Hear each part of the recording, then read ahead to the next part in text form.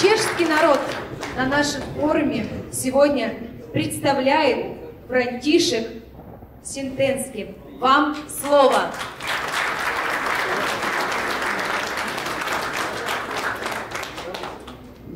Дорогие друзья, меня зовут Франтишек Сентенский, Чех, мне 55 лет, женатый, у меня 3 детей. У меня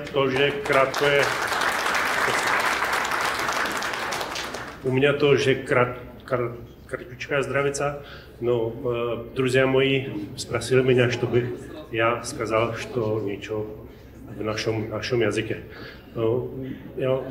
Есть у нас час, что сделать несколько минут.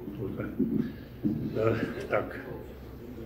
Já bych se chtěl obrátit s krátkou poznámkou k Sergeji Nikolajeviči, který tady hovořil o dobru a zlu.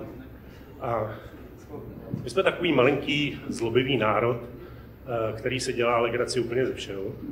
A jsme tím jako hodně známí. A vlastně říkal Sergej Nikolajevič, že vlastně ke zlu se vůbec nesmí přistupovat jako s kompromisem. Nesmí se dělat kompromis. A my na to máme takovou krátkou poznámku, že vše je potřeba dělat, když to chcete dělat na 100%. Protože přijďte ke své ženě a zkuste jí říct, že jste jí byl věrný na 97%. Co vám asi řekne. Tak a teď už bych se vrátil teda k ruskému jazyku. A izviníte mou francouzštinu.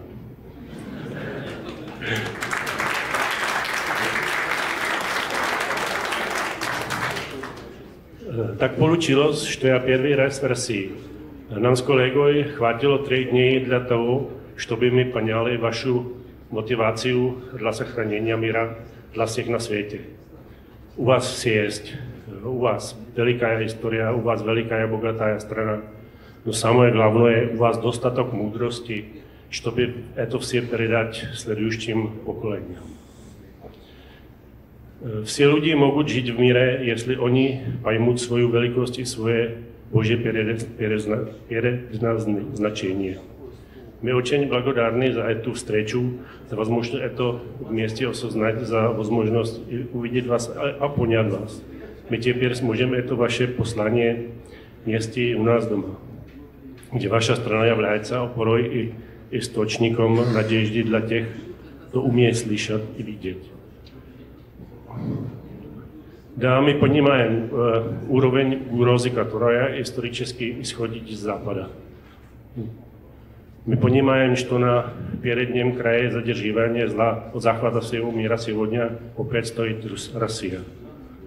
Мы также понимаем, почему эта встреча происходит именно здесь, в городе Первого Салюта. Больше всего мы понимаем, что если Россия не vystojí, to nám konec, v tom čísle nebольшому českému или československému národu. Настоящая сила славян в нашем единстве. Мы приехали, чтобы чтить это единство, несмотря на поступки наших правителей. Мы приехали от имени českého národa, чтобы встать рядом с вашим на стороне светла. Да, так будет.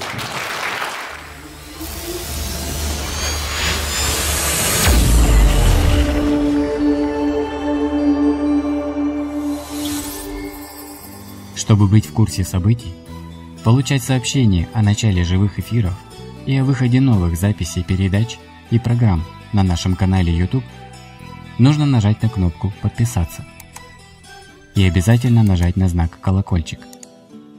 Понравившейся записью вы можете поделиться с друзьями в соцсетях. Чтобы быть в курсе всех событий Народного славянского радио, заходите на наш сайт slavradio.org и подписывайтесь на нашу рассылку. Вместе сделаем мир лучше. Быть добру!